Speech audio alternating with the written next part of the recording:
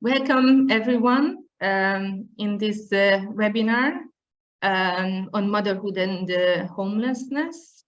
It's 10 o'clock and we are starting and participants are arriving. So while we are waiting for the participants to arrive, just wanted to tell you that this is a listening webinar. So you are going to listen to the presentations, and then you can send questions in the question and answer box, and you can also use the chat box where you can send comments and also your questions. We would like to have a more interactive discussion, so in the webinar mode it's possible to allow participants to talk. So if you prefer to raise your question, and please let us know by raising your hand, and we will be able to allow you to take the floor. So whichever way you would like to interact and join in the webinar, we will try to accommodate that.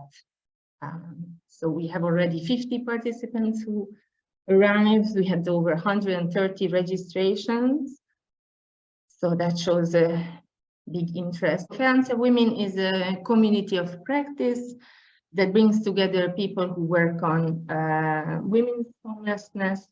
We develop resources and share best practices and organize these exchanges. This is the second webinar we are organizing this year since the launch of the network, and the first one was on housing first and women, and you can see it online in our channel. I just take a few more minutes for the participants to arrive, to make sure that we have everyone with us this morning. But of course, the recordings of the webinar will be, we will make that available for everyone who registered for the webinar.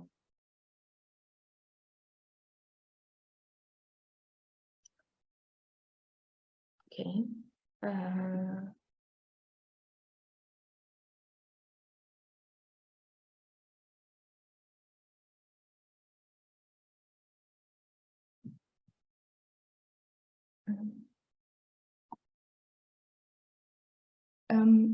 Okay, so I think we can start, and people can arrive anytime.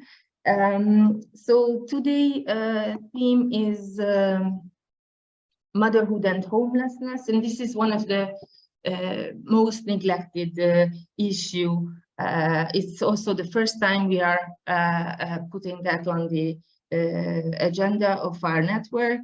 While it is a key theme of women's homelessness across countries, we have limited understanding and evidence about the needs and experiences of homeless mothers. And today we have 3 speakers who will share their findings and this much needed research focus on homeless mothers with you. And we're going to, after their presentation, we're going to have a discussion on how this research can inform practice to make sure that this research findings don't stay in the desk drawer, but we can they can serve as important evidence to make progress and change the ways we are working in supporting women who are mothers. The first speakers are Lengyel and Boróka Fehér from Hungary. They are from BMSZKI, the homeless service provider in Budapest. Then it will be Meabh Savage from Ireland, who will share her research with us. Right after the presentations, we will have a Q&A session, so you can ask your questions to the presenters, clarifying questions linked to the presentation. And then we are hoping to have a discussion on the common challenges we are facing. So, and what are the strategies that we can employ to address these challenges. So I invite everyone to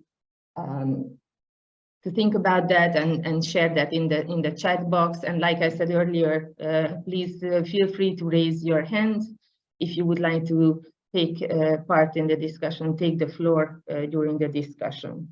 So we know that these strategies of supporting mothers can be little things from, for example, remembering the birthdays, the difficult moments, Christmas, but it can also be other good practices, for instance, peer support group for mothers, or a structured cooperation with child protection services. So feel free to share any relevant experience you may have. Okay, so I stop sharing my screen now and give the floor to Leo first.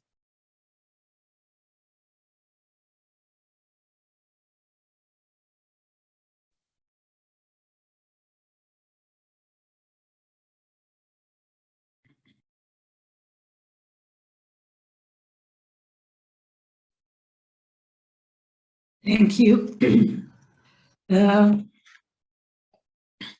As you said, with Boróka, we work at BMSZKI, which is the largest organization for homeless people's care in Budapest. And you can see our numbers. Boróka, please, the next.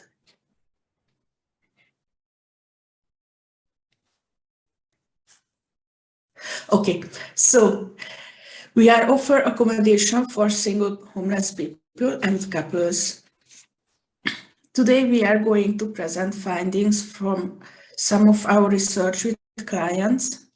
When someone comes to our services, we do an initial interview with them. This is the first conversation between the client and the social worker.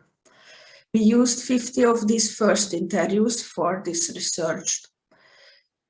We focused on women who are under 50 years old and are either in a relationship or have children. We focused on this younger demographic in order to narrow our focus on women with children under 18. 31 of the women had at least one child. We also examined the women's care plan and other documentation of social work.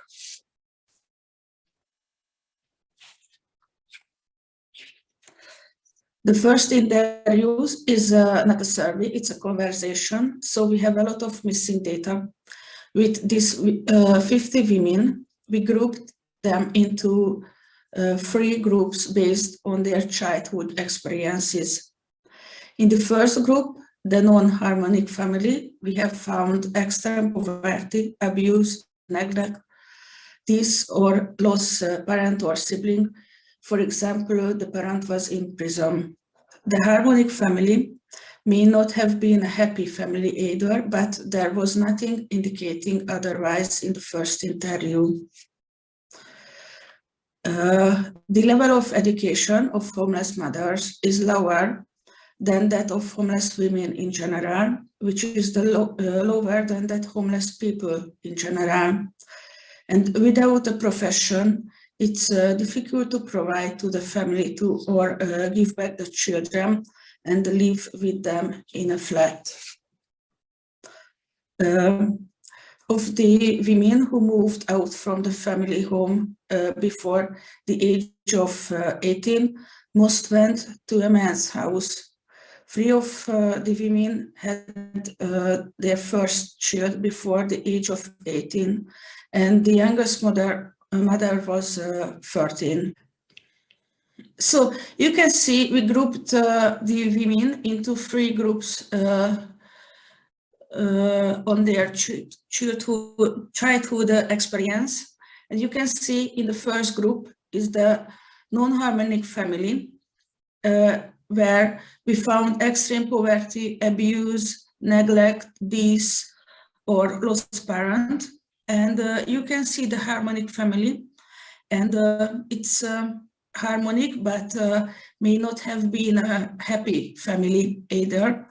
But there was nothing indicating otherwise in the first interview. And the next slide.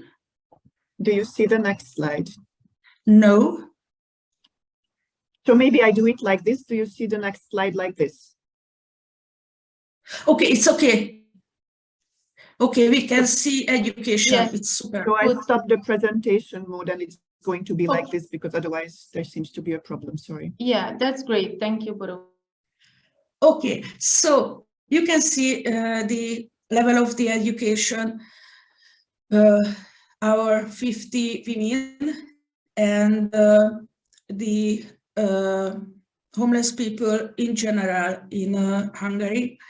And you can see the homeless mothers in lower that of homeless women in general, and lower than that homeless people in general. This is the level of education.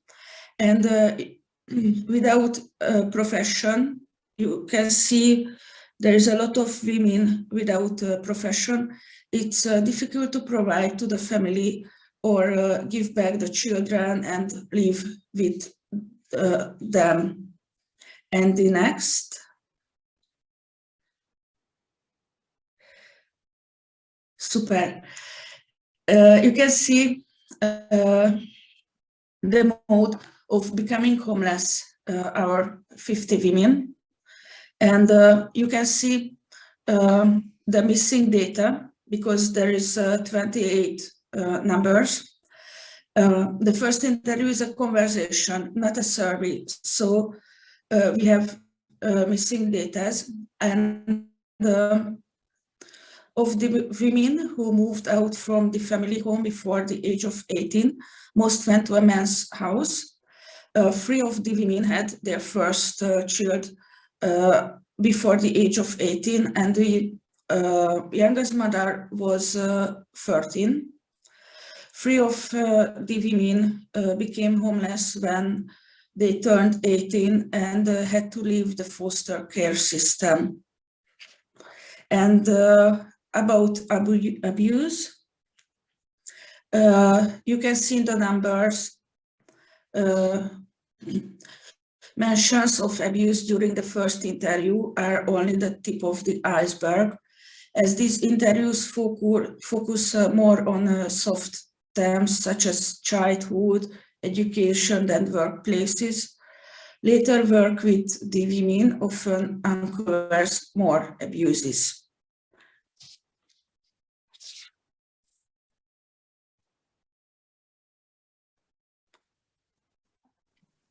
Now about the children. As we have said, out of the 50 women that we collected from our sample, 31 of them had children. And this pie chart shows you that there were 19 who didn't have any children. There were 10 women who had 1 child, 12 women with 2 to 4 children, but there are even 8 women who had 5 to 8 children. Altogether, there were 61 children who are under 18 at the time of the first interviews, but there are also more children who are now adults, and this is going to be significant. Again, you will see that the numbers are going down. So out of the 31 women who have small children, we only have information about 24 of them in the first interview about where those children are. And we think that one way of helping women is asking the right questions, because if we do not ask about the children, maybe they do not feel that they should speak about the children, but obviously then the social care person cannot support them with these children. If we look at the pie chart, we see that the majority of these children are either with foster parents or with foster care group homes. Those are the blue ones. And in orange, you see the family members, maybe a grandparent, maybe an aunt, who are not the father. In 9 cases, the children are with the father, and 4 children had been given up to adoption. We also do not have much data about when these children left the care of their mother. At least 8 of them were removed in the hospital right after birth giving, and most of them in early childhood. So that would be in before they are 6. 21 women spoke about their children in the first interview and how they are in contact with them. In 15 cases, they were in regular contact. Mostly this meant weekly or bi-weekly visits. And in 1 case, it happened mostly through the telephone. In this case, this was because the first interview was taken in 2021 in the COVID restrictions. So she couldn't personally visit the child. That's why the visits took place through the phone. In 6 cases, we have no information about being in contact with the child. But in 4 cases, we know that children had been adopted. So maybe that's why. And now we have some quotes from either the first interview or from the care plan to illustrate that even though children are not a topic in the first interview, and maybe in some cases they are not discussed throughout the stay of a woman in a hostel, in many cases, social workers indeed talk about the children, recognizing the importance of these children to the lives of the women. Out of the 31 women, 16 explicitly spoke about the children when trying to formulate a goal as to their stay in the hostel. In 4 cases, they asked for support to see their children regularly or more regularly. And in 12 cases, they said specifically that they want to live together with this child, either on their own, with a relative, or maybe with a partner.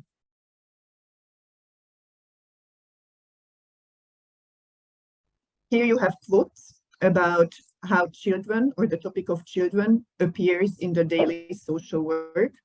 And just some of the themes that occur, it's the visits and whether the mothers can visit the children where they are staying, or whether the children can come and stay with the mother for a weekend. I don't know if you can see the quotes because the screen is not big enough.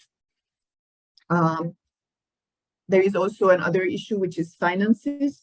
Visiting the children requires money for the travel, but also for bringing gifts, because many of these women do not want to arrive empty-handed. They want to express their love. Some women ask for help with administrative issues. As you have seen in the earlier slides, the level of education of some of the women is really low. Many of them are not confident in writing or reading. So obviously they need help in keeping in touch with child welfare authorities. And then the last quote on the right bottom corner, we just wanted to add that to see what is reality.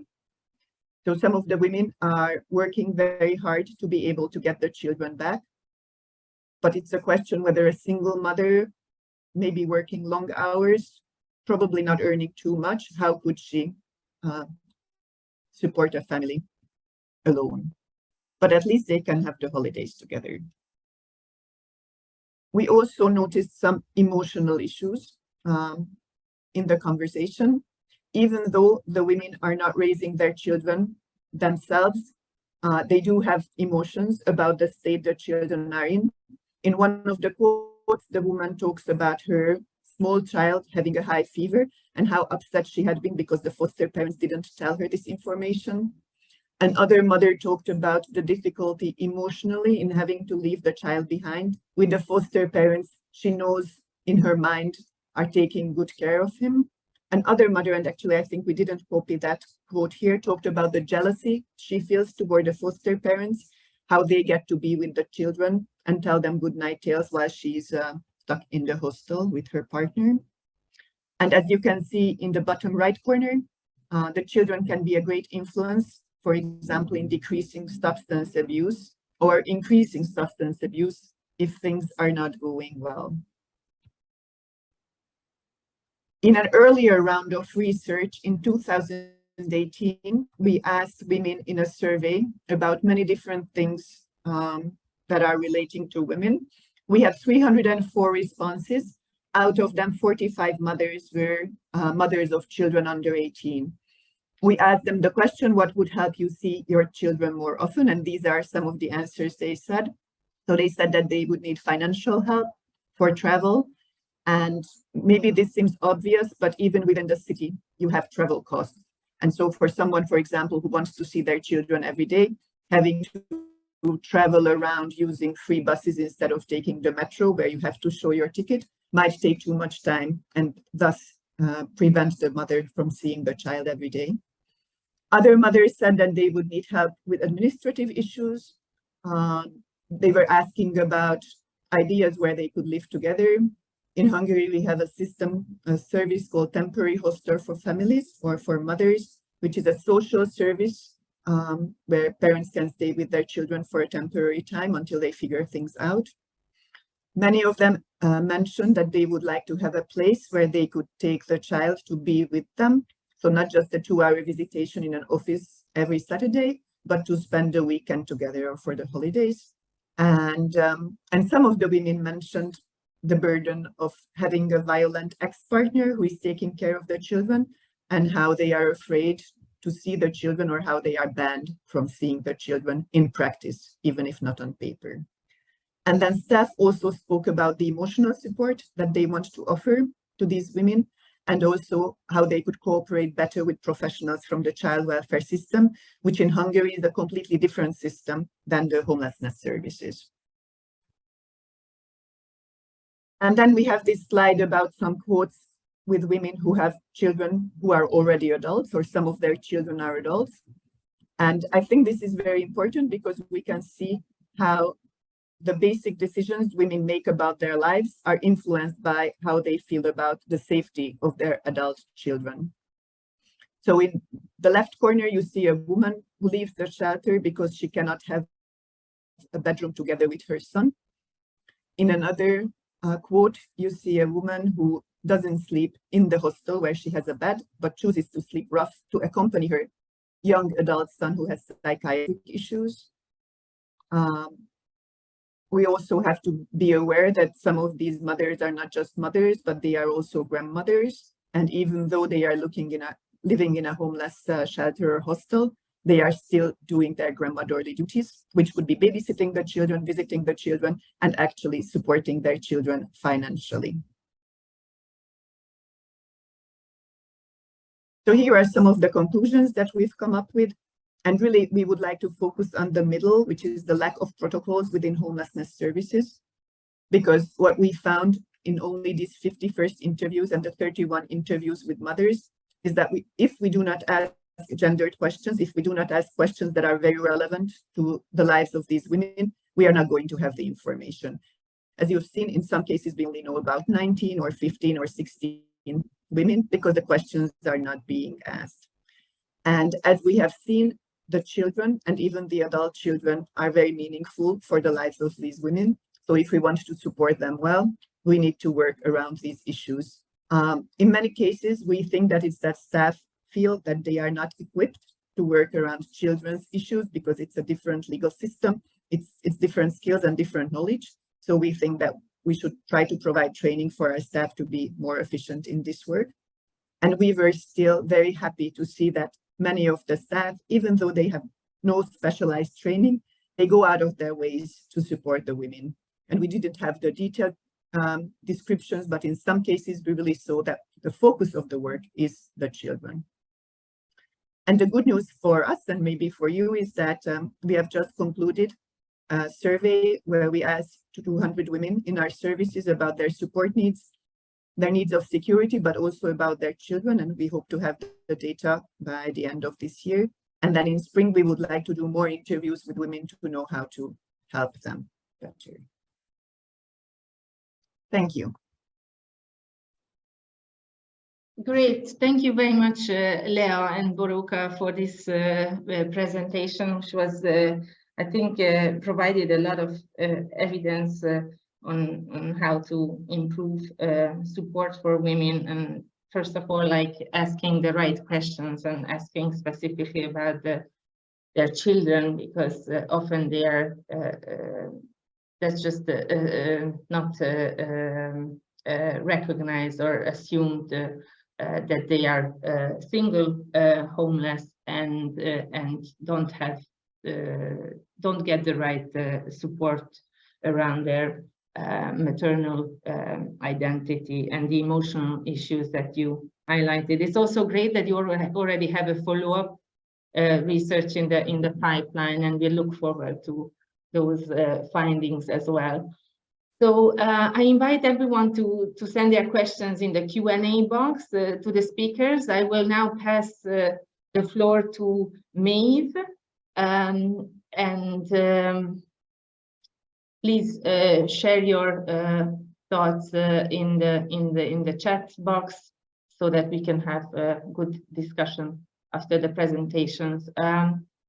Meabh, the floor is yours. Thank you, Dalma. Good morning, everyone. Thanks for that really interesting presentation there, Boróka and Leah. You'll see that there'll be maybe some crossover between my findings. I take maybe a slightly different stance because I do some level of analysis from a theoretical perspective, suggesting I suppose a framework for understanding the experiences of homeless unaccompanied mothers, as Boróka was and Claire were talking about there. So just to introduce myself, my name is Meabh Savage, and I'm a lecturer and a researcher in the Southeast Technological University in Waterford, in the southeast of Ireland. This morning I'm going to talk about some of the findings from a research study I did, whose primary aim was to explore how professional care workers have responded to the effective economic and related needs of homeless unaccompanied mothers, and how the homeless mothers have experienced the caring of the professional care workers. So in particular, the research aims to investigate whether or not professional care workers have taken due account of effective inequalities in the conditions of the lives of unaccompanied mothers. So the term unaccompanied mother that I use here refers to mothers who are separated from their children at some stage of their homelessness journeys. Frequently, this group of mothers present with complex, enduring needs and experience episodic and long-term homelessness. They're frequently categorized as single homeless women in homelessness responses, and this influences the nature of welfare responses available to them. So, I'm going to see if I have a problem with the sharing of my screen. Can you see that second slide now? Hopefully that's working okay. Yes. Yeah, great, thank you. So the study that I conducted used a structural relational equality framework to analyze and understand the multiple and intersectional inequalities shaping the lives of homeless mothers. So this framework, it draws from a body of feminist literature on care, motherhood and class. And importantly, it recognizes the affective domain as a central sphere that influences the life chances and well-being of human beings and animals. So the affective sphere, as we can see from the diagram here on the slide, it consists of three intersecting circles of nurturing relations, including the primary sphere, which relates to intimate relations and love laboring.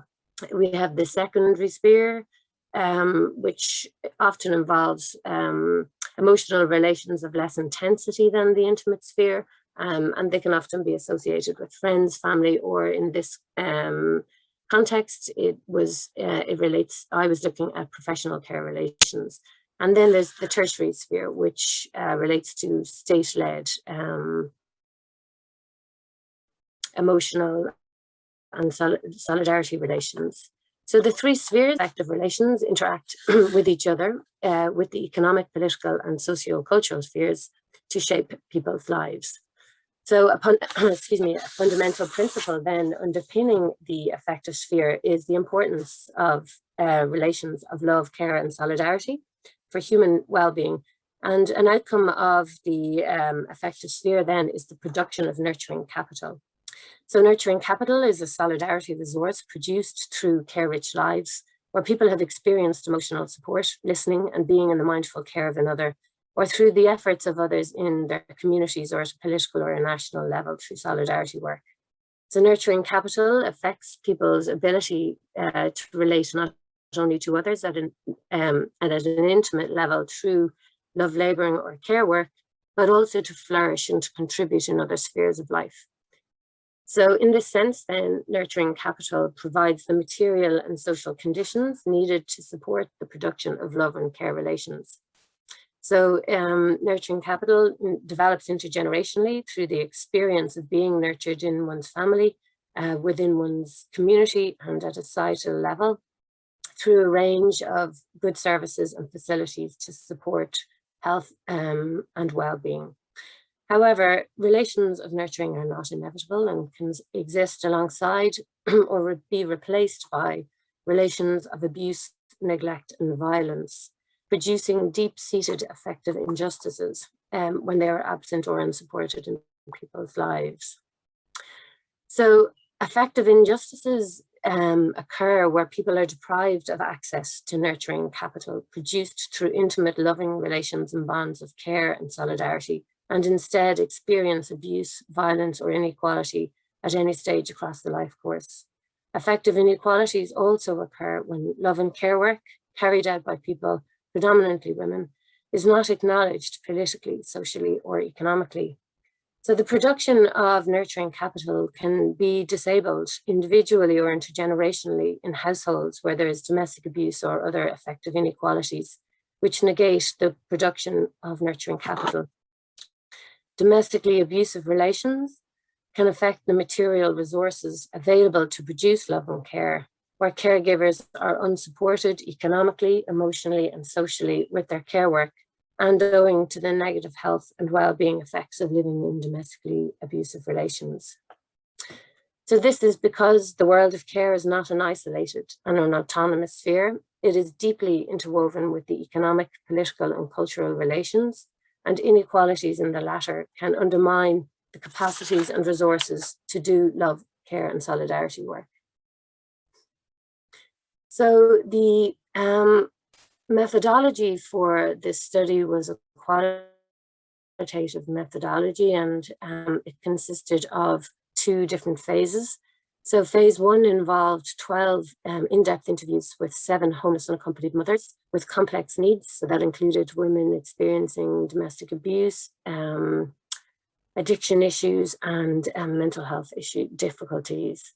So, and the interviews explored the mother's experiences of care across the 3 different spheres of affective relations. So that including intimate care relations, their experiences with professionals, and then their experiences of state-led responses as well. So during the interviews, I used photo elicitation, our photos voice, as a tool to support a relational approach to conducting the interviews with the women. And you'll see a couple of pictures throughout the slides, and they were some of the images that the women selected during the interviews to express their feelings and emotions around their care relationships. So phase 2 then involved, excuse me, cold. Phase 2 involved one-to-one semi-structured interviews with 12 professionals working in the homelessness sector in Ireland. And for these interviews, I used aspects of the women's narratives to engage in critical conversations with professionals about how they care for this group of particular mothers, unaccompanied mothers, within the homelessness services that they work in. So among the findings from phase 1 of the study, the data revealed how homeless motherhood is a site of intersecting injustices for unaccompanied mothers, including gender, class, and affective inequalities across the life course. So similar to some of the findings that Leah and Boróka presented in the previous in their talk, and as is also outlined in a number of other studies, the women in the research that I conducted highlighted the prevalence of affective inequalities across the life course, including childhood, young adult, and adult experiences of domestic abuse, interpartner violence, and sexual violence. So 4 of the women spoke specifically about growing up in domestically abusive households where their mothers were unsupported with their nurturing work. 5 of the 7 women experienced some form of sexual violence, including rape and sexual abuse in childhood, for which they were unsupported. And 7 out of the 7 women, or all of the women, experienced abusive relations when in adulthood themselves. So just a little trigger warning, some of the quotes give some kind of quite graphic details about some of the women's experiences. So in the quote here, we can see Sercha, who was a woman in her 20s, a mother of 2 children and was separated from them. She had experienced long-term homelessness, and here she spoke about a memory from when she was 5 years old, and she was sent home from sick from school on her first day. And this was when she witnessed she first witnessed her father's violence towards her mother. Here she says, "And I was down close to the bottom. She was sitting on the stairs, looking in through the banisters at her parents. So I could look in and I could see into our kitchen. And next I see my mum running out of the kitchen and my dad running after her. And he just grabbed her by the back of the head, bang, pulled her down. And he gave her 3 punches, really hard punches into the face. But the last one, she hit the floor and hit her head off the tiles, cracked the tiles and cracked the back of her head. But she wasn't answering, and there was a little pool of blood coming out of her head. And my dad said, 'You stupid fucking bitch, you stupid bitch, what did you do this for?' In other words, blaming her for drawing out the anger on him. And it wasn't even the woman's fault. She was looking after me because I was after coming home sick. Sure, God love us."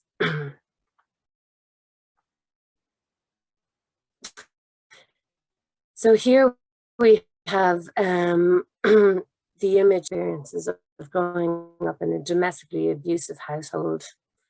And Melanie here states how she picked up, or I picked up, the image of a building site because, again, it's quite symbolic. That's how my life was, with all of the mayhem, a building site, living in a building site, just not physically, but emotionally wrecked and destroyed. In the next quote, we hear from Freya, another participant, who talked about her experiences of interpartner violence, which at the age of 18, I was 8 months pregnant when he kicked me and everything. So that's hard to forget as well. That'll come back here and there, and I forgets about that. But it comes back here and there, especially when my child talks about him, about the good things. But I always think about the bad things when my child says his name, because he always used to beat me. And that's all I can ever think about him. So the disabling effects of the abusive relations experienced by Freya as a young mother are evidenced in the next extract, where she talks about the worsening postnatal depression she experienced after she gave birth to her second child. And here she said, describes how I lay in the chair for 2 days without even talking to no one, with my eyes open. I was laying in the chair with my eyes open and looked at the same spot for hours on end, and not talk or even move or fart or anything like that. And I said, "Do you remember that? Can you?" Sorry, and can you remember that? Can you? I can, yeah. That'll never leave my head. My child behind me playing on the laptop. It's like the chair was here. I had my table over here and my child was sitting playing on the laptop. And I was just laying down for a minute, and that was it. I didn't move. I fell asleep then, and the poor child in behind me then playing, stopped the lights. And then the child, hungry and everything, trying to wake me, and no, go away, fuck that. That's horrible. I'm glad I'm better now. That's the truth. fuck that. That was horrible, yeah. So we can hear about the depth of challenges experienced by Freya following her experiences of domestic abuse and being unsupported as a mother as well. In the next step, her pseudonym for the research was Tara, and a woman in her 60s, how she spoke about growing up in poverty, where her parents wrote she first became pregnant as a result of rape. And here Tara talked about how I did get raped and had a baby, and I was sent out of the house at 6 o'clock in the morning in a taxi to a mother and baby home. And I was there for 7 months. Nobody came near me. I never got a letter or a phone call. But anyway, I had the child at 8 months and it died. And when I came out of hospital, I couldn't handle it. And I was drinking and staying out all night. Every time I cried, I was told I should be over it. They just couldn't handle it. So I was put into a psychiatric hospital for 6 months. And I don't know, when I got out of there, I couldn't look crooked. I was told I'd end up back there, in there, being locked up. And I don't know, it just went from bad to worse, I think. Everything I did after that, I just made a stupid mistake.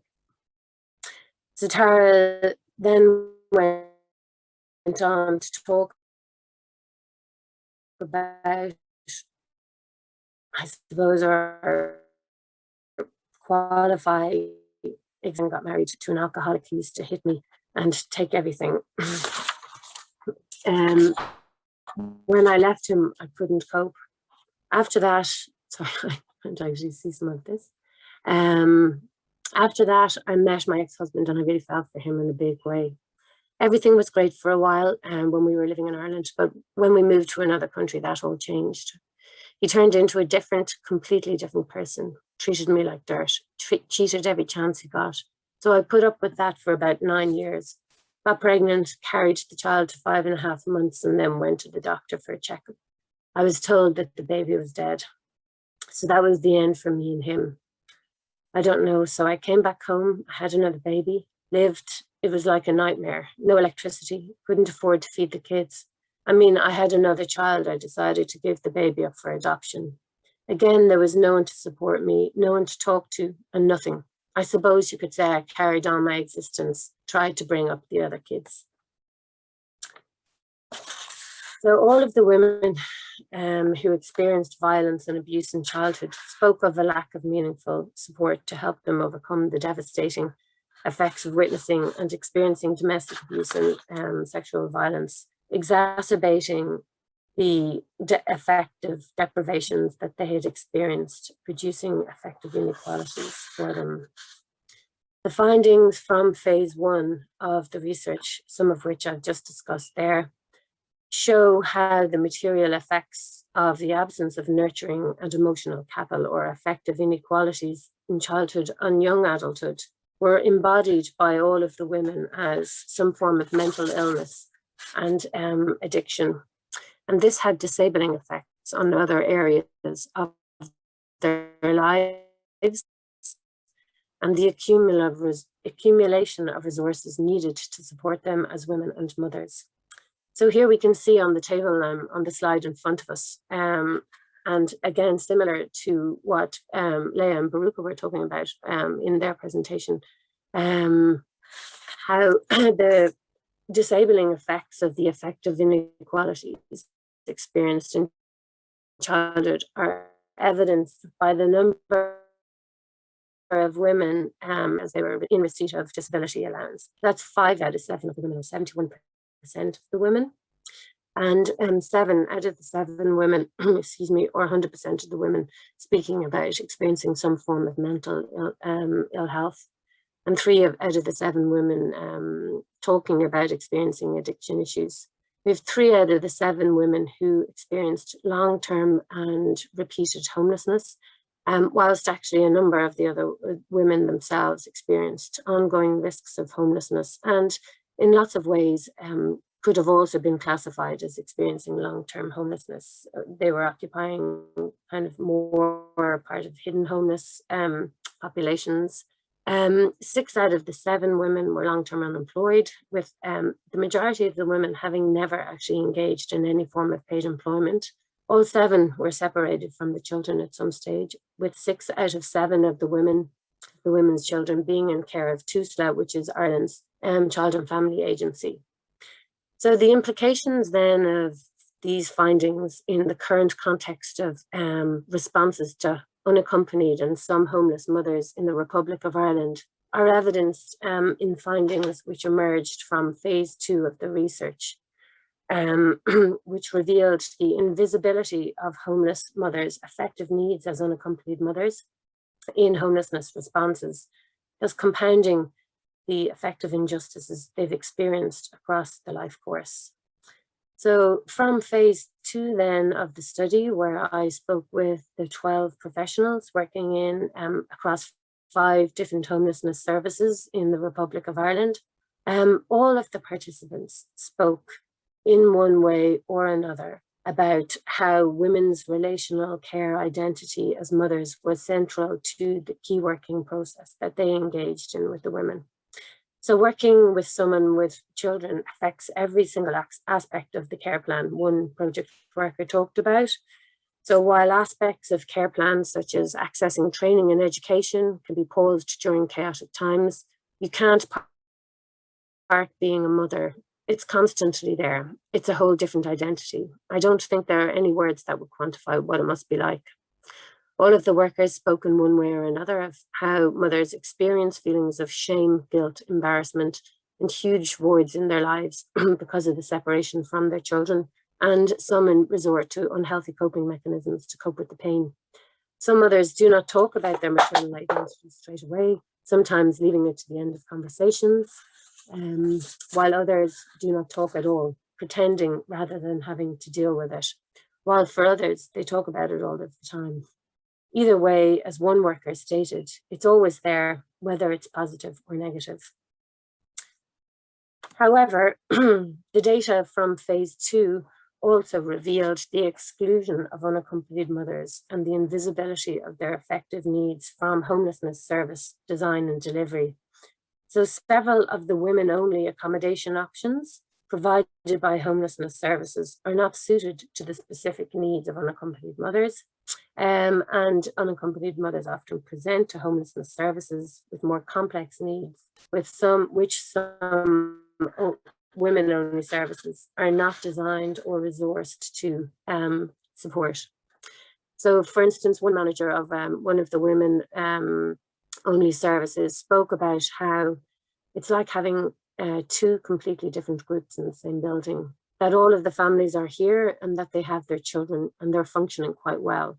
Because for a woman to be able to hold on to her children, it means her life is very stable.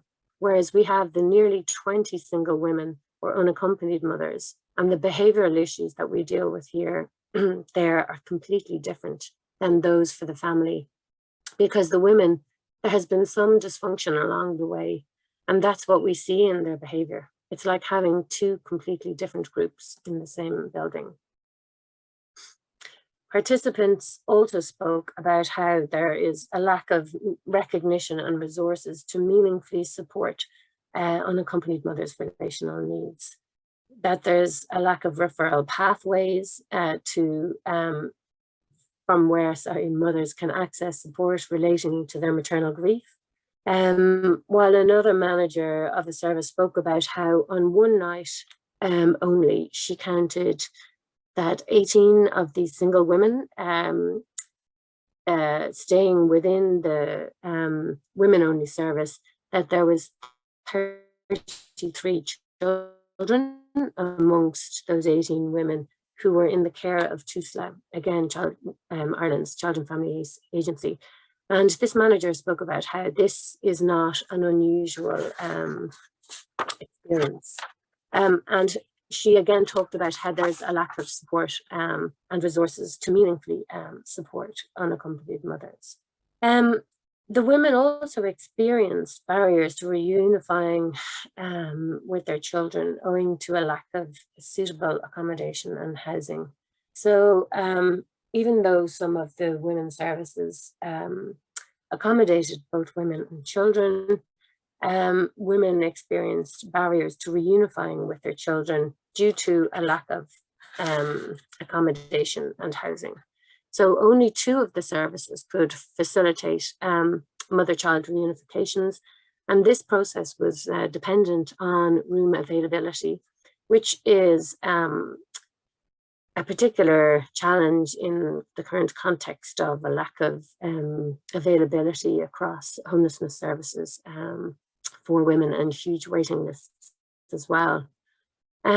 Furthermore, when women are exiting services, then the family status of the woman or of the mother as a single woman or as part of the family homelessness population can influence the process of reunification, particularly when it comes to HAP, which is the housing assistance payment that's available to homeless people. And here we have one manager of a service talking about how sometimes the women, they're advised and what they're told to do, that they have to go out as a single person and get a unit on their own.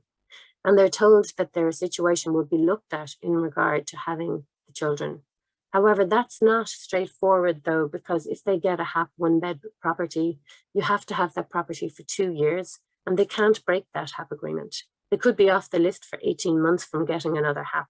You can't naturally or automatically transfer. You have to go back with a good case before the 2 years is up as to why you want to transfer. So this manager talked about how the women are penalised in this context.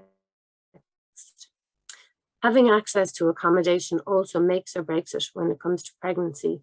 If you're in a hostel, a mixed sex hostel, you're not coming home with your baby and that's it, according to this project worker.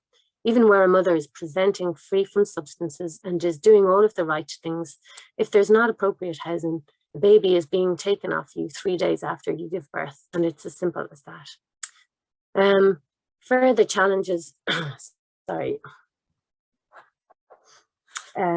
further challenges then were also discussed by this project worker as relating to the chaotic environment in which women are living and how this can exacerbate the effects of separation from their children, and this can impact on the recovery. This worker talked about how working in the hostel where she was working, for the most part, the hostel that she was working in is supports people with a range of extremely challenging needs. And she talked about how, for the most part, it's because no other services can manage or handle them, and they're barred from other services, or the services have said, you're not ready. Many of the people who stay in the hostel have been discharged from psychiatric wards, and there's no other options, and they come to the service. And for mothers who are unaccompanied by their children staying there, she spoke of how they find it hard to marry their situation in the hostel, where they're injecting drug use. And it's hard to marry that with being a mother. And she spoke about how they then develop a double identity, where they're trying to cling on to, I'm a mom, I've kids, and the kids aren't there. They're separated from them. So it's this other identity is pulling them then this way. So it's a constant conflict, internal conflict all the time, because nothing in the hostel, which is where I work with people most, there's nothing there that would nurture you as a parent, nothing at all. Even as professionals working in there, that chaos and that feeling you get, it just doesn't marry up with being a mother. Despite the conflicting identities and barriers to recovery experienced by women in the different homelessness services, there was a lack of safe spaces within the services where unaccompanied mothers could be supported to process their feelings and emotions owing to the separation from their children. Here, this worker spoke about how she remembered, I remember one woman, not who I key work, but just who I encountered on room checks one day, just like that, giving out about the noise and the person next door and this bullshit and that bullshit. And the next thing, just started bawling, crying, and showed me a picture of her and her daughter. And it was just all of this bullshit was masking what was really going on. And we had a chat, and she was like, I wake up every day and it's the same shit. And I said, she said, I'm almost forgetting my daughter because I'm so distracted, but I can't stop myself from being distracted because it's all right here in the cold face. So none of the services where the women were living offered any specific peer support. I'm sorry, none of the services where any of the unaccompanied mothers who were living, not specifically the women that I conducted the research with, offered any specific peer support or space where unaccompanied mothers could talk collectively about their experiences of motherhood and separation from their children. Only one of the services could facilitate access visits between mothers and children. So they actually had a room where access could be facilitated. While other services offered a tenancy where a parent could be monitored with their children. And then we're nearly coming to the end. So finally then, there was also, what also emerged from the research and the conversations with the professionals was that there's a lack of recognition of the needs of young mothers who still actually have their babies with them, but they have significant support needs. And here this manager spoke about how that there's a large or a huge gap there. I really think there's a huge gap because we have an awful lot of young mothers that need support and that need someone to show them what to do because maybe they just never had that themselves and never had that growing up. There's an awful lot of showing them how to change nappies, how to bath a baby, how to clean a bottle, never mind sterilize it. To get them, to prompt them to get up when the baby is crying 20 minutes at night. They don't know the basics. All staff would say that that's what they find the most stressful because they're very conscious, particularly when there's a newborn. And the manager spoke about how they're a low support service and that they don't have sufficient staffing to be able to provide the young mothers with that level of support as well. So as we've heard then from the women's extracts and from the extract from the professionals, there is an absence of supportive networks or nurturing capital in the lives of homeless unaccompanied mothers. And the women lack the power to act. Consequently, the women lack the power to act on the effective injustices that they've experienced, including the lack of support they've received to support them as mothers. Homelessness workers and other professionals, they need to be aware of this and act in solidarity with them to politicize their love and care needs, including the need for housing as a secure base from which to provide love and care.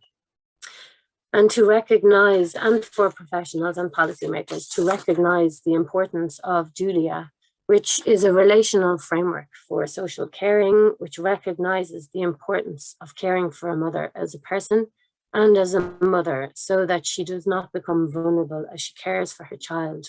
So policy and practice responses to women's homelessness must recognize the intersectional needs experienced by women who are homeless, particularly the disabling effects of effective and class-based injustices and the fluidity of maternal experiences that occur across homelessness women's journeys. So in the words of Melanie, one of the participants in the study, she spoke about how it's just that she wants people to care. So Melanie spoke about how she just wants people to care and that really actually want to see reunification, want to see the person housed and want to see the person flourishing in life and not just, this is a job, Monday to Friday, I'll go and whatever. Thank you.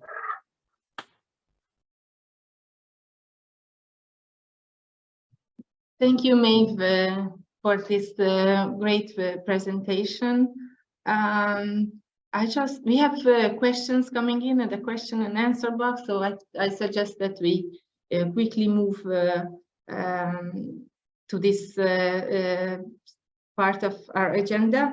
Can I just ask quickly before we turn to the questions about your research methodology about the photo elicitation?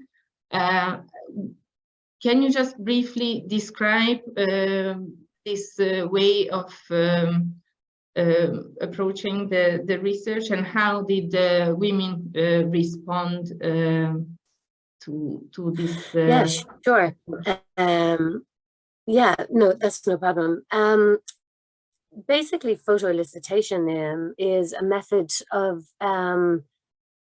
that I used. It's basically I used the 77 cards that were already developed. I actually have them here.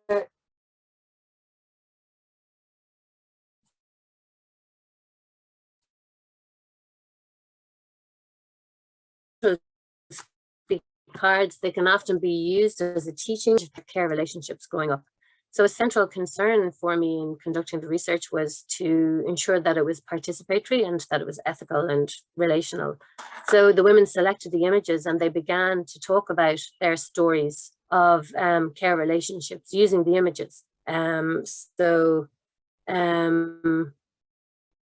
So yeah, so it was very powerful, and the women all responded really well, you know, when in using this method. And it was a really safe way of engaging in conversation with the women, and it gave them control over the interview process as well.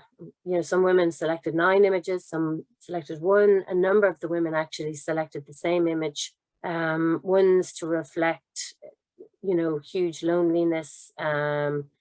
Actually, I think it was 4 out of the 7 women selected the same or similar image to reflect out of 77 cards that were all spread out. So it was quite interesting that that came about. Yeah. Yeah, thank you.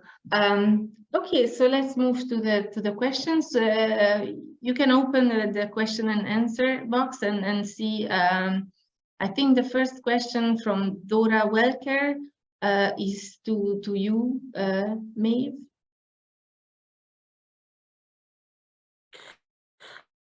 Yeah, sure. So I'm curious about the comment about women with complex needs. Could you say a bit about this more? Yeah, sure. So essentially, it's a finding that came out of the research where a number of the different service providers talked about how essentially within within the women's homelessness services, what seemed to predominate was concerns about children, so a number of the mothers who were separated from the children experienced a lot of trauma through witnessing women with their children, or through how the women were parenting their children. And the women, the unaccompanied mothers, were being monitored and managed, and their reactions to that, as opposed to being offered support to discuss or explore how, you know, they were experiencing the loss of custody and access to their own children. It was also spoken about how a number of the services would, the women were evicted, or they were excluded from the mother-only services because of the experiencing, and often then would end up in more mixed sex hostels, where there was a higher level of chaotic kind of needs amongst the people living in the hostel. So essentially there wasn't the resources available to support the women with their the loss of the separation from their children. And also another worker spoke about how even the assessment forms, when the women come into the service, and the assessment forms are very detailed, and they'll ask a range of quite personal questions, and the women have to return to a mixed room with other women who may still have their children. And this can lead to a lot of raw emotions emerging, and again, can result in the woman being excluded from the services because of engaging in alcohol and drug use as a way of escaping from the emotional pain that they're experiencing. So they would have been some of the examples of how the workers spoke about how the women-only services didn't support the needs of unaccompanied mothers with complex needs. Hopefully that answers your question. Yes, thank you, Meabh. Another question came from Tina, I think for both of you, is the question related to children first policy and getting care right for all children. You know, the way every possible step should be taken to enable the child to grow up with their parent, or taking the child from a parent should be the very last step if everything else is tried. Did any of these researchers showed any steps like this taken? And I would also like to add the question on what kind of support women are getting with their specific experience of homelessness and often other needs around child proceedings. How is it organized? Is the homelessness sector providing any support around that?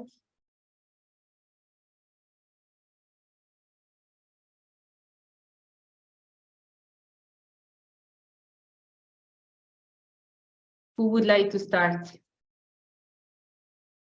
Okay, I am told that my screen is Hear the broken. last part of your question. Sorry, there was an internet connection issue, I think. So what was the question? Have you heard? So the question was about the children staying with the parents, and it should be a last resort to take them from the parent. And I was also asking what kind of support, specific support women who are experiencing homelessness and other support needs have around these care proceedings. So how are they, who is supporting them?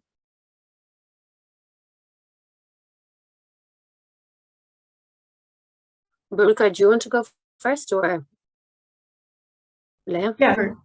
So we didn't cover this in our research. We do have anecdotes about how the children lost their mothers or the custody of their mothers, and but it's usually just short stories, because we have not even the excerpts of the first interviews, but like a summary of the first interviews, and because this is not the focus, it's not very detailed. But generally, in many cases, it's that the woman was living with a man who supported her financially, and when this man disappeared for some reason, whether he died, he went to prison, the woman left him, she couldn't support the children financially and maybe emotionally. And we do not know anything about how the care that she received. But in Hungary, even though in the constitution, it states that no child can be removed from their parents' custody due to poverty. Actually, it seems to be the case in many instances. And because of the social benefit system is not too generous, there are many families who live in poverty. And you could be under the radar or you could be over the radar. And as we have seen also from Meabh's presentation, many of these women have suffered all kinds of abuse.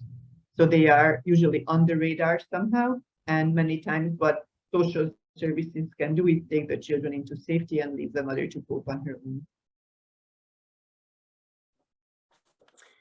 Thanks. It's interesting questions, and I suppose in my own research, I would have actually spoken with some of the women about some of the catalysts for their separation with their children, and you know, again, loss of housing. Again, often for the women, it can be an accumulation of different difficulties, and I suppose with the particular women what I was trying to illustrate was that it was an accumulation of challenges experienced across their childhood into young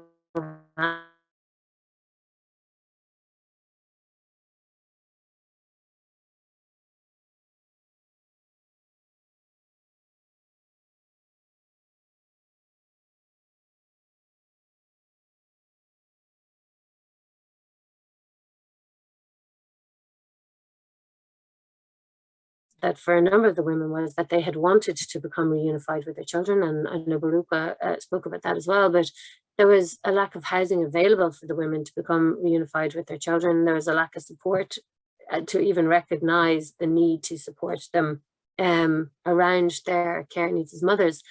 And in relation to your question, Dalma, about how are women supported, that's actually the job I used to do because I used to work with homeless women for 7 years, and it was a service for single homeless.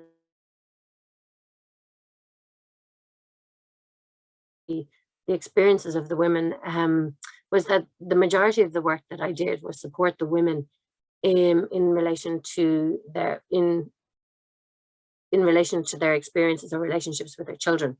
So I would have supported them when there was interactions with social workers, in terms of I did, nurturing work with a mother and their child. I and would have attended a range of different court cases and supported the women in, in relation to their interactions with the Child and Family Agency.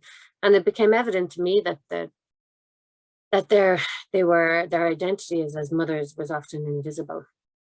And also not only within the Child and Family Agency, but also within homelessness services, and how we understand there's supports available to the women. Again, as some of the quotes illustrated, how the woman, because she's categorized as a single homeless woman, that means that her welfare entitlements are based around that, and that can act as a barrier for unification.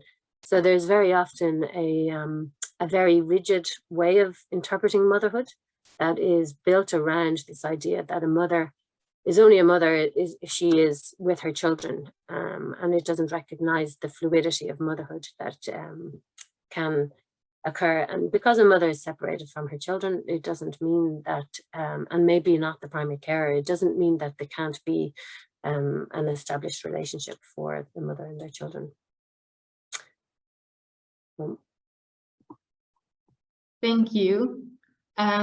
We have another question from Keisha. Meabh talked about how unaccommodated mothers' needs are generally not supported in existing services. In some of their research with homeless women, they found not just that their needs aren't supported, but that they aren't even recognized as mothers. Yes, we touched upon that. And the service provider doesn't even realize that the women have children, as Boróka and Leah also highlighted, which perhaps relates back to the point in the first presentation. Yes, as Boróka said, have the presenters found that in their research? That's the question.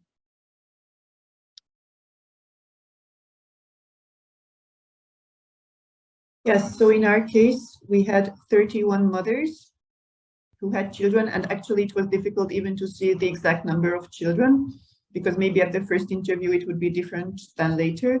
But out of these 31 instances, only in 16 did they do anything with the information provided on the record.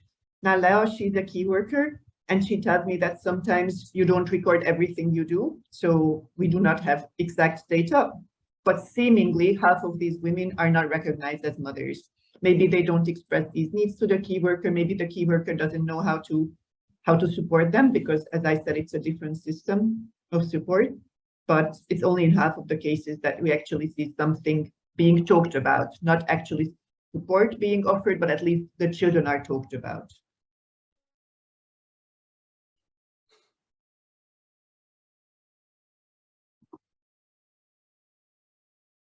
Thank you. Meabh, you want to respond to that?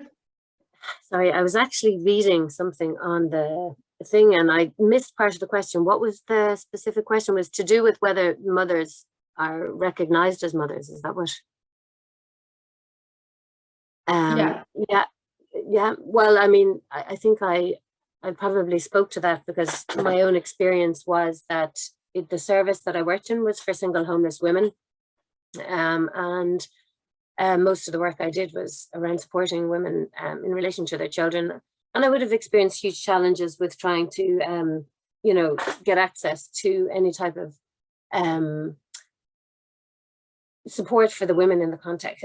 On occasion, you know, it was a kind of a mixed experience, but in general, I mean, the women's identity as mothers is often invisibilized within, you know, the whole construction of homelessness responses. Services are male-centric, or they're built around very specific gendered norms around, you know, mothers are accompanied by their children.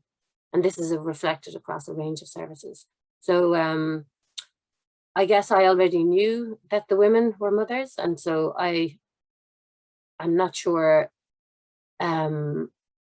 I specifically sought out mothers who were separated, unaccompanied by their children. So I was already aware of it in the context of my research. So I'm not sure if I can add anything to that, if you understand what I mean. Maybe I've misinterpreted the question. Yeah, no, absolutely, that's clear.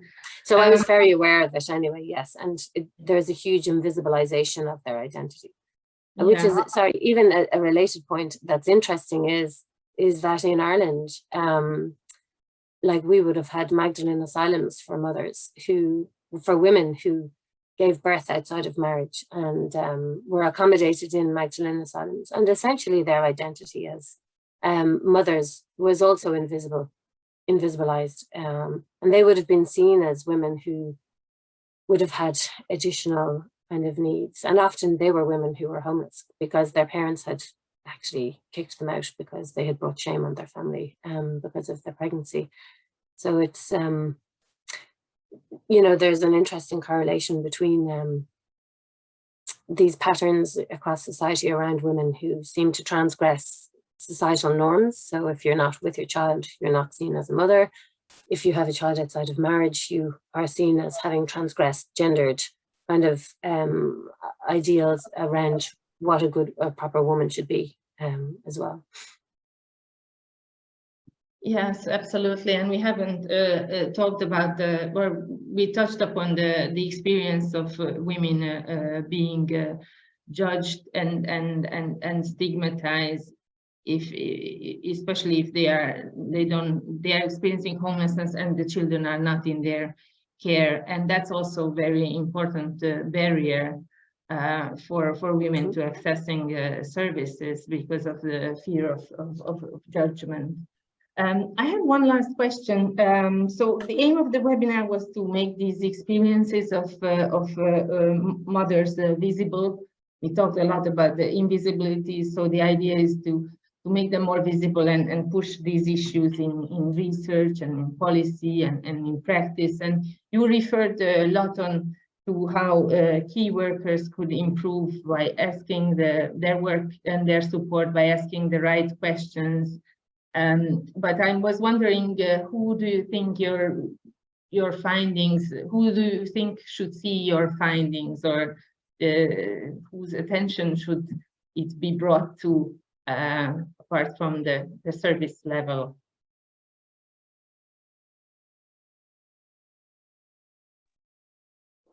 So with Lea, our next step in our head is organizing, I don't know if webinar is the right word, but like an online exchange of ideas with BMSZKI has what many of them are. And so we want to share the results with them to see if they are surprised or if they think that this is what they have thought, and to think together about how these women can be supported better. And then if all goes well, then hopefully by next year, we can build some training materials to work with women better, focusing more on their women's specific needs. And BMSZKI is in quite a good position because we are a big organization. So we have some resources to be spent on research and also training. And we can also to offer this not just for our own staff, but to other service providers in Budapest, but even in the whole of Hungary. And yeah, so that aim to transform our service first and then the services in Budapest and Hungary. Yes, and I think it's very important for the key workers to see we can use the first interviews and other documents about you can do it better and with more informations, and you can have not just us, the researcher, but the other service users.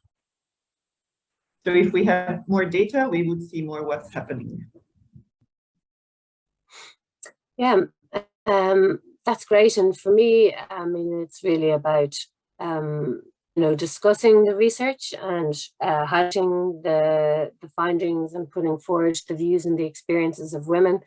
I'm a lecturer in social care as well. So I'm involved in educating people who work in the context of social care work. So it's to ensure that,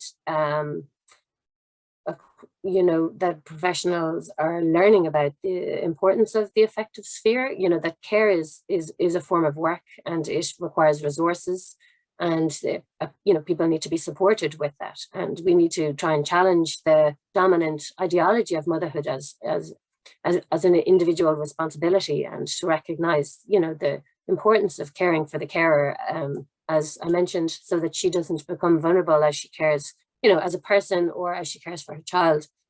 I think we need to highlight the interrelationship, between childhood experiences of domestic abuse, witnessing and experiencing it, and entries into homelessness. And I think, really, it's really about putting forward, I mean, training is absolutely very important, as Boróka and Leah were talking about, but we also at a political level need to really place women's homelessness and the experiences of homeless motherhoods at the center of the political agenda, and to talk about the intergenerational transmission of inequalities that can happen through mothers and children because of the inequalities that they experience. So, it's, for me anyway, it's not something that's necessarily just isolated to the sphere of homelessness and the provision of support within homelessness services. We need to ensure that housing is available, that it's a right, that people have access to it,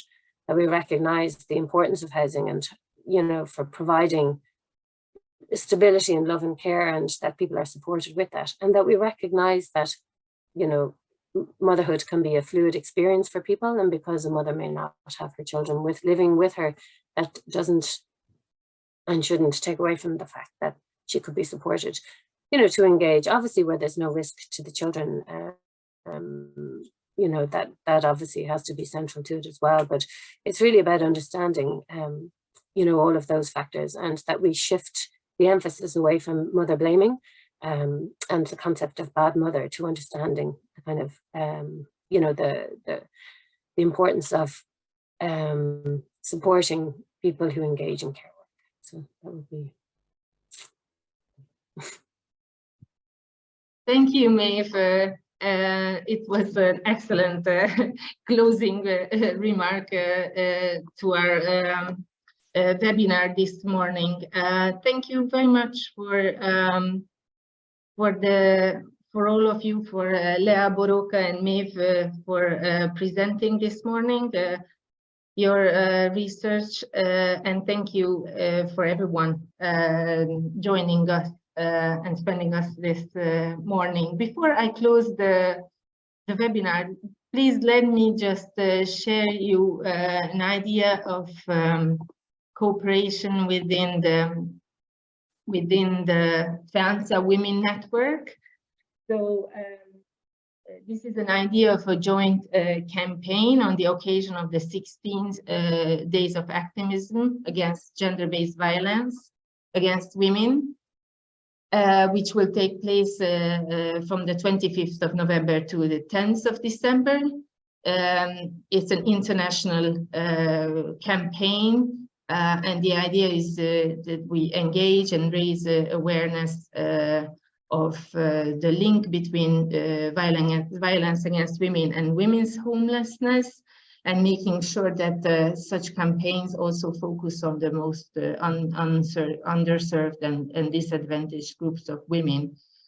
So we as FEANTSA are going to join the campaign and would like to share on social media examples and good practices on how to support women who experience homelessness and gender-based violence, and how to break the cycle of violence and homelessness. So I invite you to send any examples of best practices you have in this area to my email address, and our communication team will put together a campaign, and it would be great if many of you could be joining this campaign. So thank you again for joining this morning, and please sign up for the FEANTSA Women Network if you haven't done yet, and please join the campaign and share your best practice. We also plan to have the next webinar of the FEANTSA Women on this topic in this period of the 16 days of activism. The recordings of the webinar and the presentations will be online, and we will be sharing them with you. So thank you very much again, and have a nice day. Bye-bye. Thank you, Dalma. Bye. Thank you. Bye. Bye-bye. Bye. Ah.